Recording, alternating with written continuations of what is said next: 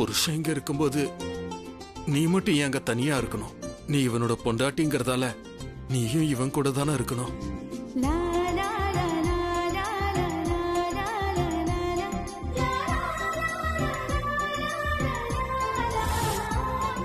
பல்லவி, house keeping கிட்ட சொல்லி இவங்க 2 பேருக்கும் ரூம் ரெடி பண்ண சொல்லு. இல்ல பரவாயில்ல, நானே போய் கிளீன் பண்ணிக்கிறேன். நான் இப்ப வரேன்.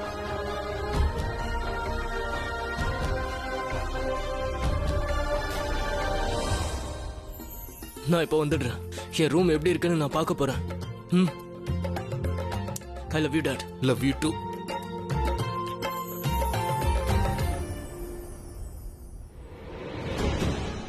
சிஸ்டர், டாக்டருக்கு ஃபோன் பண்ணி விக்ரம்க்கு நினைவு திரும்பிச்சின்னு சொல்லிடுங்க. இங்க வந்து இவர் உடம்பு எப்படி இருக்குன்னு செக் பண்ணி சொல்லட்டும்.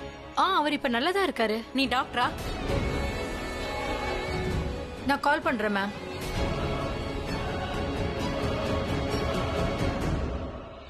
ராச்சியோட கண்ணுல கண்ணீர் இருக்கு, பல்லவியோட கண்ணுல கோவம் இருக்கு, அப்புறம் விக்ரம் அவன் கண்ணுல சந்தோஷம் இருக்கு. இப்ப அடுத்து என்ன நடக்க போகுதுன்னு தெரியல. எல்லாத்தையும் பிராச்சி எப்படி சமாளிக்க போறான்னு தெரியலையே.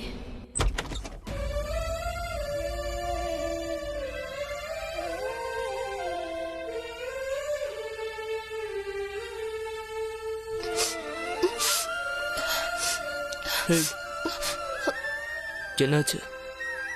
இது ஆனந்த கண்ணீர் தானே? இல்ல எல்லாத்தையும் தனியா கிளீன் பண்ணணும்னு கவலையா இருக்கா? நீ சந்தோஷமா இருக்கல்ல? ரொம்ப ரொம்ப சந்தோஷமா இருக்கு. ஏன்னா என் மரமட திரும்பவும் அவன் வீட்டுக்கு வந்துட்டான். அவன் உறவுகளோட இருக்க போறான். அம்மா அப்பா அப்புறம் பாட்டி கூட இருக்க போறான். எனக்கு ரொம்ப சந்தோஷமா இருக்கு. மரமண்ட வீட்டுக்கு வந்துட்டான், ஆனா உன் கூட. அதான் ரொம்ப முக்கியம். அப்புறம் உனக்கு சந்தோஷம் தானே? நான் வெளியே உன்னை பார்த்துட்டு இருந்தேன், நீ ஆனா ரொம்ப டென்ஷனா இருந்த. என்னாச்சு? அது நான் கொஞ்சம் பயந்து போயிட்டேன். அதான் மாமா சொன்னார்ல, என் பையன் எனக்கு திரும்ப வேணும்னு. அப்ப அவர் உன்னை மட்டும்தான் கூப்பிடுறாருன்னு நினைச்சேன். ஆனா ஏன் உனக்கு அப்படி தோணுச்சு? ஏன்னா அவர் ரன்பீரை விட்டுருன்னு சொல்வாருன்னு நினைச்சேன். நீ விட்டாதான் அவன் வீட்டுக்கு வர முடியும். அது மட்டும் இல்லாம உன்னை மட்டும்தான் கூப்பிடுறாருன்னு நினைச்சேன். அதுக்கப்புறம் அவர் சொன்னார்ல, ரூம் எல்லாம் கிளீன் பண்ணுங்க, என் மகனும் மருமகளும் வீட்டுக்கு வந்துட்டாங்கன்னு சொன்னார்ல. I can't say how relieved I felt. எனக்கு திரும்ப உயிர் வந்த மாதிரி இருந்துச்சு ரன்பீர். நிஜமா சொல்றேன். இந்த சஸ்பென்ஸ் அப்படியே கொஞ்ச நேரம் போயிருந்தா நான் செத்தே போயிருப்பேன். ஏய், அந்த மாதிரி எல்லாம் சொல்லாத ப்ளீஸ் ப்ளீஸ். அப்பா நம்ம மேல கோவமா தான் இருப்பாரு, ஆனா அப்பா நம்மள என்னைக்குமே பிரிக்க நினைச்சதே இல்ல. இந்த விஷயம் எனக்கு ரொம்ப நல்லாவே தெரியும். நீ இல்லாம என்னால தனியா இருக்க முடியாது. நான் உன் கூடவே தான் இருப்பேன், எங்க இருந்தாலும் சரி. இனிமே எப்பவும் இதே மாதிரி நம்ம ஒன்னாதான் இருக்க போறோம், கூடவே பக்கத்துல. நம்ம அந்த வீட்லயும் சேர்ந்துதான் இருந்தோம். ஆனா ஒரு குறை இருந்துச்சு, அது இப்ப இங்க இல்ல. இப்ப எல்லாம் பெர்ஃபெக்ட்டா இருக்கு. இனிமே எதுவும் தேவையில்லைன்னு எனக்கு தோணுது. நான் பெரிய வீட்டுக்கு வந்ததுனால சொல்லல. ஆக்சுவலி நம்ம வீட்டுக்கு வந்துட்டோம், நம்ம சொந்தங்களோட சேர்ந்து இருக்கோம். அப்புறம் உனக்கு ஒண்ணு தெரியுமா ரன்பீர்? மாமா என்ன பார்த்து சொன்னாரு தெரியுமா, ஏன் மருமகன். அப்ப எனக்கு ரொம்ப சந்தோஷமா இருந்துச்சு. எனக்கும் தான் ரொம்ப சந்தோஷமா இருந்தது. இனிமே எல்லாருக்கும் எல்லாமே நல்லதா தான் தெரியும். இனிமே எந்த பிரச்சனையும் வராது. என்னோட உள்ளுணர்வு சொல்லுது.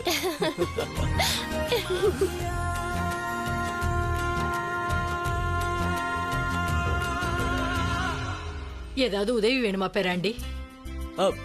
இல்ல பாட்டி, எங்களுக்கு எதுவும் வேண்டாம். நாங்க இப்போ ஆரம்பிக்கிறதா தான் இருந்தது. கிளீனிங் ஆரம்பி. உன்னை பத்தி எனக்கு நல்லா தெரியும். நீ இருக்கியே, வந்த உடனே ஆரம்பிச்சிட்டியா? என்ன பாட்டி இப்படி எல்லாம் பேசுறீங்க? எனக்கு ரொம்ப வெக்கமா வருது. நான் ஏன் பேசக்கூடாதுப்பா? நீ இந்த வீட்டுல இல்லாததுனால நான் பேசுறதே நிப்பாட்டிட்டேன் தெரியுமா? இப்ப நீ வந்துட்டல, எல்லாம் சரியாயிடும். எந்த சந்தோஷம் இந்த வீட்டை விட்டு வெளியே போச்சோ, நீ வந்த அப்புறம் அந்த சந்தோஷம் எல்லாம் மறுபடியும் வரப்போகுது. என் செல்ல பேராண்டிடா, நீயும் என் செல்ல பேத்திதான். அப்புறம் நீங்க எங்களோட செல்ல பாட்டி தான். நான் எப்போதுமே ஒன்னதான்ப்பா நினைச்சிட்டு இருந்தேன். நாங்களும் தான்.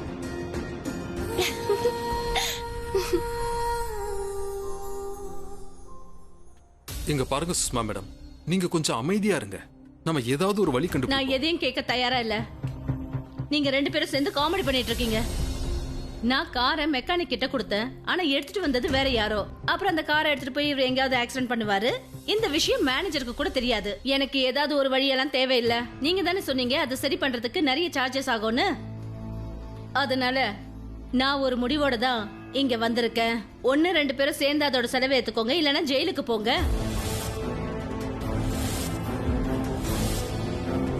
வெளியே போலீஸ் நிக்குது, அவங்க கிட்ட நான் சொல்லிட்டேன். இவங்க எனக்கு பணம் கொடுத்துட்டாங்கன்னா பிரச்சனை இல்ல, இல்லைன்னா இவங்களை அரெஸ்ட் பண்ணுங்கன்னு சொல்லிட்டேன்.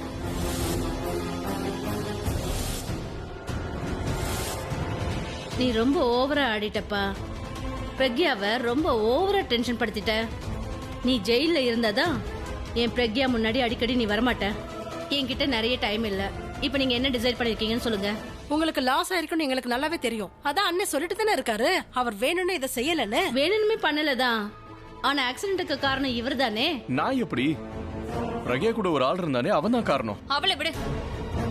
நீ யார பத்தி பேசுற? இன்னைக்கு எனக்கும் பிரக்யாவுக்கும் நடுவுல எந்த நிழலும் வர முடியாது.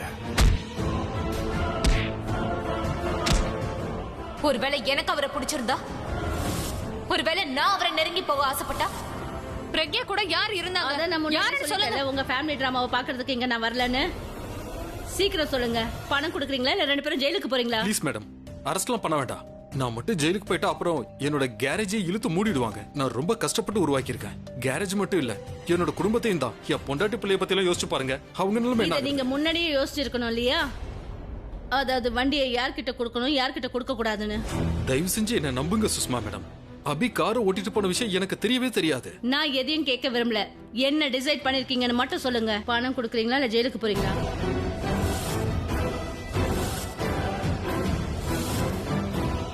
சரி, 1 லட்சம் ரூபாய் தர நான் தயாரா இருக்கேன்.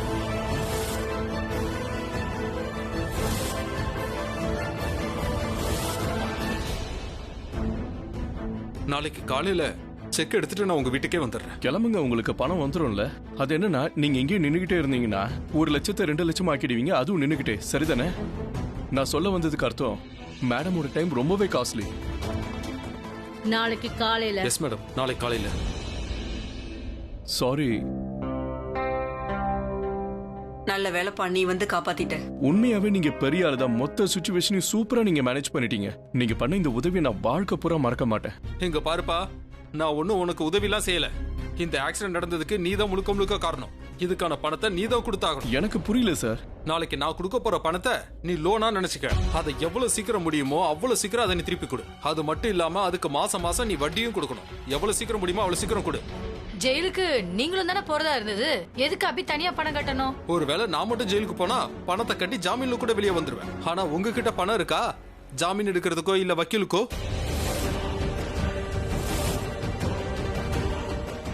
சரி, நான் கிளம்புறேன். ஆனா ஒவ்வொரு மாசமும் என்னோட வட்டி பணம் எனக்கு வந்தே ஆகணும். நான் இங்க வர்ற மாதிரி வச்சுக்காதீங்க. ஒருவேளை என் வட்டி பணம் மட்டும் எனக்கு வரலன்னா அப்புறம் நான் அபி மேல கேஸ் போட்டுருவேன்.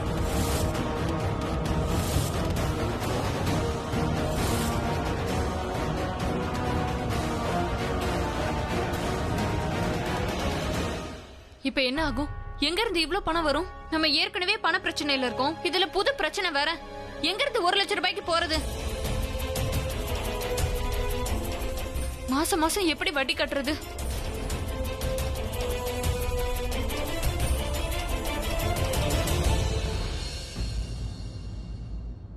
நடந்ததெல்லாம் நடந்ததாவே இருக்கட்டும். ஆனா இப்ப நமக்கு ஒரு வழி கிடைச்சிருக்குல்ல. அதான் அந்த இயரிங் பத்தின ரகசியம். அந்த இயரிங் பிரக்யாவோட தான்.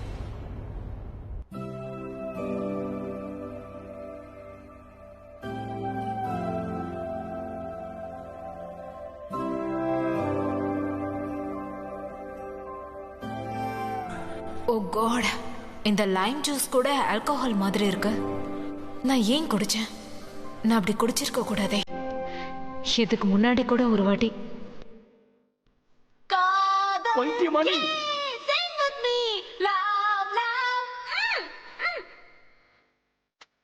நான் வானத்துக்கு போலாம். நீ அங்க இருந்து விழுந்தனுமே, அப்புறம் நேரா வானத்துக்கு போயிடுவேன். நான் கார் எடுத்துட்டு மேகத்துக்கு நல்லதான் போவேன், அங்கதான் நீ பண்ணுவேன்.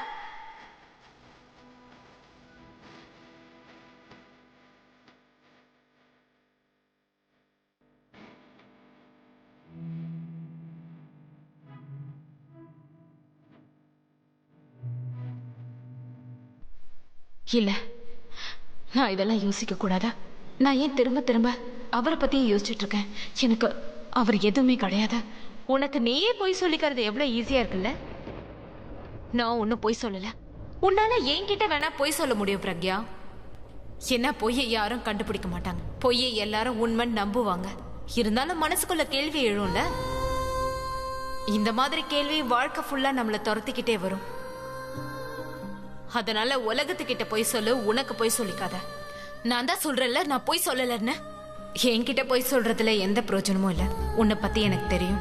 அதனால ஏன் முன்னாடி உன்னை டிஃபெண்ட் பண்ணிக்கணும்னு அவசியம் இல்ல. உன்னை பொறுத்த வரைக்கும் அவர் தான் எதுவுமே இல்லல்ல. அப்புறம் அவர் உன் பக்கத்துல வந்தா ஏன் பயப்படுற? If he really means nothing to you, then why you affected? ஏன்னா அவர் உன்னை தொட்டாலே உனக்கு ஏதோ ஆகுதுல்ல. அவர் கண்ணை பார்த்ததும் ஏமா நீ டிஸ்டர்ப் ஆகுற? அப்படியெல்லாம் இல்ல. அப்படிதான் நீ திரும்ப திரும்ப உன் பாஸ்ட பத்தி யோசிக்க மாட்டேன்னு சொல்லிட்டு தான் இருக்க. ஆனா பிரசன்ட்லயும் நீ அவரை பத்தி தான் யோசிச்சுட்டு இருக்க. நீ தேவையில்லாம அவரோட பொண்டாட்டி இல்லைன்னு சொல்லிக்கிட்டே இருக்க. ஆனா ஒவ்வொரு தடவையும் தனு பேரை கேட்கும் போது உனக்கு பொறாமையா இல்ல? எனக்கு யார் மேலேயும் பொறாம இல்ல. அப்படின்னா 2 வருஷத்துக்கு அப்புறமா நீ அவரை முதல் தடவையா பார்க்கும்போது நீ எதுக்காக அவர்கிட்ட தனுன்ற பேரை சொல்லி மட்டும் சண்டை போட்ட? என்னை பொறுத்த வரைக்கும் நீங்க தனுவோட ஹஸ்பண்ட், வேற எதுவும் இல்ல. நீ மெயினா இந்தியாவுக்கு வந்ததே 2 வருஷத்துக்கு முன்னாடி அவர் உனக்கு பண்ண துரோகத்துக்கு பழி வாங்கறதுக்கு தானே. ஆனா நீ எதுவுமே பண்ணலையே. நீ எப்பெல்லாம் அவரை சந்திக்கிறியோ அப்பெல்லாம் தனுவை வச்சும் ப்ராப்பர்ட்டியை வச்சும் தான் சண்டை போடுற. இதெல்லாம் சண்டை போடுறதுக்கான ஒரு சாக்கு. ஆனா உண்மை என்னன்னா, நீ அவரோட நிலைமைய பார்த்து அவர் கூட சண்டை போட நீ விருப்பப்படல. நீ அவரை வெறுக்கிற மாதிரி சும்மா நடிக்கிற, அவ்வளவுதான். நீ அவரை வெறுக்கல. நான் அவரை ரொம்ப வெறுக்கிறேன். வெறுக்கலாம். ஆனா அவர் எப்ப முன்னாடி வந்தாலும் உன் வெறுப்பெல்லாம் காத்துல கரைஞ்சு போயிடுதே. ஏன்னா நீ இப்பவும் அதே பிரக்யா தான். நீ தடுமாற. இந்த விஷயம் உனக்கே ரொம்ப நல்லா தெரியும். நீ எவ்வளவு வேணா என்ன வேணாலும் சொல்லு. நான் பழைய மாதிரி கிடையாது, நான் பழைய பிரக்யா கிடையாதுன்னு சொல்லலாம். ஆனா அவருக்கு நல்லா தெரியும், அவர் எப்ப நினைச்சாலும் உன்னை பழைய பிரக்யாவா மாத்த முடியும். இந்த விஷயம் உனக்கும் நல்லா தெரியும். நீ இங்க வந்த உடனே அவரை தள்ளி விட்ட பாத்தியா? அது உன்னோட கோவம் இல்ல, உன்னோட பணத்திமிரு. ஏன்னா நீ ரொம்ப பெரிய ஆள் ஆயிட்டன்னு நீ நினைச்சிட்டு இருக்க. அப்புறம் அவரு ரொம்ப சின்ன ஆள் ஆயிட்டதான் நினைச்சிட்டு இருக்க. ஆனா ஒரு விஷயம் உனக்கு தெரிஞ்சிருக்கணும். அதாவது உன்னோட இந்த பணத்திமிரு இருக்கு பாரு, அது அவர் காதல் ஈஸியா ஜெயிச்சிரும். ஏன்னா பணத்தால என்னைக்கும் காதல ஜெயிக்க முடியாது. இந்த விஷயம் உனக்கே நல்லா தெரிஞ்சிருக்கணும். மறந்துட்டியா என்ன? ஏன்னா நீ கல்யாணம் ஆகி அவர் வீட்டுக்கு போகும்போது அவர் எவ்வளவு பணக்காரரா இருந்தாரு, பணத்திமிர்ல இருந்தாரு. உன்னை அவர் சுத்தமா புரிஞ்சுக்கல. ஆனா இவென்ச்சுவலி உன் காதல் முன்னாடி அவரோட பணத்திமிர்லாம் காணாம போயிடுச்சு. அப்புறம் அவர் உன்னை காதலிக்க ஆரம்பிச்சாரு. திரும்பவும் அதே செயின் தான். History will repeat like cycle. ஆனா ஒரே ஒரு விஷயம் தான் பிரக்யா, இந்த தடவை அவரோட காதல் உன்னோட இந்த பணத்திமிர ஜெயிச்சிரும். உனக்கு என்ன தோணுதோ பண்ணு. நீ அவர் மேல கோவப்படு, அவரை அசிங்கப்படுத்த, அவர் மேல பழி போடு, அவரை அசிங்க கூட படுத்த. நீ அவரை ஒரு கையில அரைஞ்சனா அவர் இன்னொரு கண்ணத்தை காட்டுவாரு. நீ அந்த கண்ணத்தையும் அரைஞ்சா மறுபடியும் கண்ணத்தை காட்டுவாரு. நீ அரைச்சுக்கிட்டே இருப்ப, அவர் கண்ணத்தை காட்டிக்கிட்டே இருப்பாரு. ஏன்னா அவருக்கு முழு நம்பிக்கை இருக்கு, ஒரு நாள் இல்ல ஒரு நாள் அவரோட பிரக்யா திரும்ப வருவான்னு. அவரோட இந்த நம்பிக்கை தான் உன்னோட தோல்வி. நீ அவரை பார்த்த உடனே மன உருகி போயிடுவ. அவர் பண்ண தப்ப மன்னிச்சு அவரை ஏத்துப்ப. அதனால்தான் 2 வருஷத்துக்கு அப்புறமாவும் இன்னைக்கும் நீ அவரை நினைச்சு தூங்கிட்டு இருக்க. அவரோட நினைப்போடு தான் எழுந்துக்கிற. அவரை நினைக்கும் போதெல்லாம் எனக்கு கோவம் மட்டும்தான் வருது. அவரை ஏன் நினைக்கிறோன்னு எனக்கு என் மேலே கோவம் வருது. அவர் என்ன தொடும் போது ஏன் எனக்கு ஏதோ மாதிரி ஆகுது. அவர் கண்ணை பார்த்து அடுத்த நிமிஷமே நான் வீக் ஆயிடுறேன். அப்புறம் அந்த ஆளுக்கு என் மேல இத்தனை வருஷமா எந்த ஃபீலிங்ஸோ எமோஷன்ஸோ இல்லையோ, அந்த ஆளை நான் பைத்தியக்காரத்தனமா காதலிக்கிறேன். ஏன் இப்படி பண்ணீங்கன்னு எனக்கு கேட்க தோணுது. ஏன் நான் அதிர்ஷ்டம் இல்லாதவன்னு என்ன சொன்னார்னு கேட்க தோணுது. எதுக்காக அவரை விட்டு போக சொன்னார்னு கேட்க தோணுது. நான் எவ்வளவு அவரை காதலிக்கிறேன்னு அவருக்கு தெரியும்ல. அப்புறம் என்ன எதுக்கு கொல்ல ட்ரை பண்ணணும்? இந்த கேள்விக்கான பதில நீதான் தேடணும். எந்த ஆள் உன்னை கொல்றதுக்கு முயற்சி பண்ணாரோ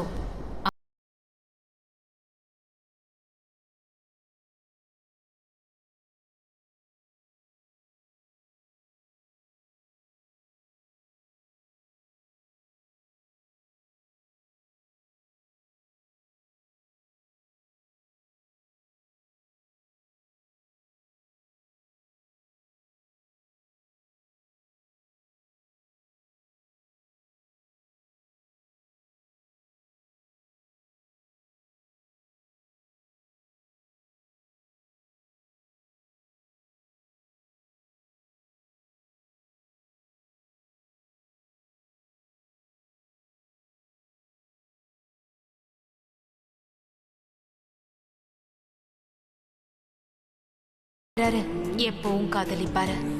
இல்ல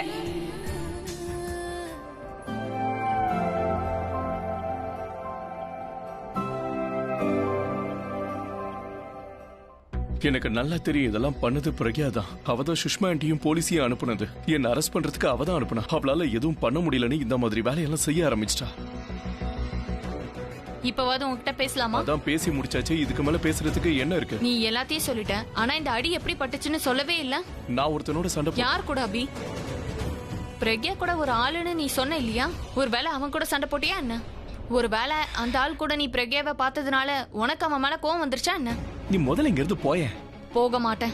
எனக்கு பதில் கிடைக்காத வரைக்கும் நான் இந்த இடத்தை விட்டு போக மாட்டேன். மாட்டேன். சரி நான் போறேன்.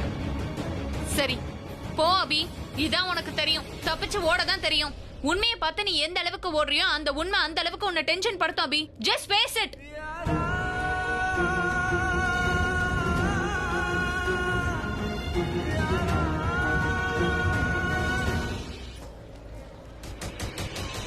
ஒருவேளை தனு சரியா சொல்றாளா? அந்த ஆள் மேல பொறாமப்பட்டுதான் அந்த ஆளை நான் அடிச்சேனா? ஏன்னா என்னால அவனை பிரக்யா கூட சேர்த்து வச்சு பார்க்க முடியல. நான் ஏன் இப்படி யோசிக்கிறேன்? அவ யார் கூட வேணாலும் இருக்கட்டும், யார் கூட வேணாலும் அவ க்ளோஸா போகட்டுமே. யார் என்ன அரெஸ்ட் பண்றதுக்கு போலீஸ் அனுப்புனாங்களோ அவளை பத்தி நான் ஏன் இந்த அளவுக்கு யோசிக்கணும்? அவ என் அன்புக்கும் சரி கோபத்துக்கும் சரி தகுதியானவளே இல்ல. எனக்கு அவகிட்ட இருந்து எதுவும் வேண்டாம். ஆனா அவ என்னோட ஒரே ஒரு கேள்விக்கு பதில் சொன்னா போதும். அவ எனக்கு எதிராக இதெல்லாம் பண்றாளே, அது எதுக்காக நான் தெரிஞ்சுக்கணும். தனு சொன்னது சரிதான். உண்மையை பார்த்து நான் எந்த அளவுக்கு ஓடுறனோ அந்த அளவுக்கு உண்மை என்ன டென்ஷன் படுத்தும்.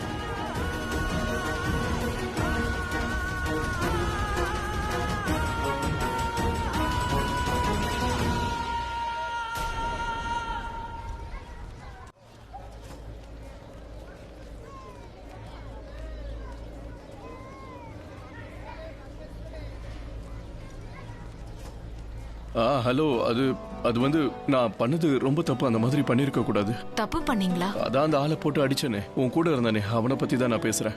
நான் அவனை போட்டு அடிச்சிருக்க கூடாது. அந்த மாதிரி பண்ணிருக்கவே கூடாது. இத சொல்றதுக்கு தான் நீங்க எனக்கு ஃபோன் பண்ணீங்களா? இதை விட நமக்கு இடையில பேசுறதுக்கு வேற என்ன இருக்கு? எது இருக்கோ அதை பத்தி மட்டும் தானே பேச முடியும். இப்ப நீங்க பேசுறதுனால என்னோட ஒரு கேள்விக்கு மட்டும் பதில் சொல்லுங்க. இந்த பதில்ல தான் நம்ம எதிர்காலமே அடங்கி இருக்கு. அப்புறம் என்னோட கேள்வி அந்த இன்சிடென்ட்டோட சம்பந்தப்பட்டதுதான். அது 2 வருஷத்துக்கு முன்னாடி நடந்தது. உன் வண்டியோட பிரேக்கை நான் ஃபெயில் பண்ணிட்டேன். அப்பதான் உன்னால இங்க வர முடியாது. இனிமே உன் முகத்தை பாக்குறதா இருந்தாலும் அது இறந்து போன முகமா தான் இருக்கும். அதை மட்டும் நீங்க கிளியர் பண்ணிடுங்க போதும். அதுக்கப்புறம் நம்ம 2 பேருக்கும் நம்ம கேள்விக்கான பதில் கிடைச்சிடும். பிடிச்சிருக்கே என்ன? என்ன சொல்றீங்க? அதாவது நேத்து வரைக்கும் இன்னைக்கு கதையை பேசுனேன். ஆனா இன்னைக்கு பழைய கதையை பேசுற, பாஸ்ட பத்தி பேசுற. நீங்க பேசுறது எப்பவும் எனக்கு தப்பா தோணும். ஆனா இன்னைக்கு முத தடவையா நீங்க பேசுறது கரெக்டா இருக்கு. நான் பாஸ்ட பத்தி பேச விரும்பல. ஆனா இன்னைக்கு அது ரொம்ப முக்கியமானது. அதனாலதான் தைரியத்தை வர வச்சுட்டு உங்ககிட்ட பேசுறேன். ரொம்ப அற்புதமான வேலை செஞ்சிருக்க. தைரியமான வேலை செஞ்சிருக்க. அருமையான வேலை செஞ்சிருக்க. ரொம்ப அழகான வேலை செஞ்சிருக்க. இது உண்மையாவே ரொம்ப நல்ல விஷயம் தான். சொல்லு, என்ன கேட்கணுமோ கேளு. எதுக்காக அந்த ஆள் கிட்ட இருந்து என்ன காப்பாத்துனீங்க? ஏன் காப்பாத்துனீங்கன்னா நான் தான் சொல்லிட்டேன்ல, அவன் கூட உன்னை சேர்த்து வச்சு பார்க்கும்போது எனக்கு பிடிக்கலன்னு. அவன் வந்து என்னோட கேள்வியை முழுசா புரிஞ்சுக்கோங்க ப்ளீஸ். எதுக்காக அந்த ஆள் கிட்ட இருந்து காப்பாத்துறீங்க? ஆனா 2 வருஷத்துக்கு முன்னாடி என்ன 2? உன்னோட வாய்ஸ் கட் ஆகிட்டே இருக்கு.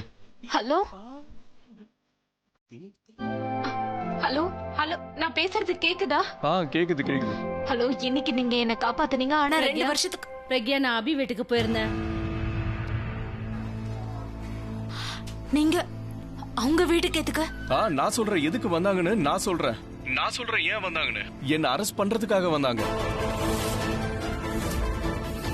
ஆனா நீ அவங்க கிட்ட சொல்லிடு. அதாவது நான் அவங்கள மன்னிச்சு விட்டுட்டேன். அவங்க வயசுக்கு மரியாதை கொடுக்கறேன். அது மட்டும் இல்லாம 2 வருஷம் அவங்க உன்னை கஷ்டப்பட்டு வளர்த்திருக்காங்க. யாரோட போனு? நீங்க எதுக்காக அவங்க வீட்டுக்கு போலீஸோட போனீங்கன்னு சொல்லுங்க. இதுக்கப்புறம் என் பொண்ணுக்கு போன் பண்ணாதானே? இங்க பாருங்க, ஒருவேளை நீங்க எனக்கு ஆர்டர் போட்டீங்கன்னா உங்க ஆர்டர் நான் கேன்சல் பண்ணிடுவோம். புரியுதா? ஹலோ, ஏன் போனை கட் பண்ணிட்டீங்க? இதோ கிரீன் பட்டன். இப்ப கட் பண்ணுங்க பாப்போம்.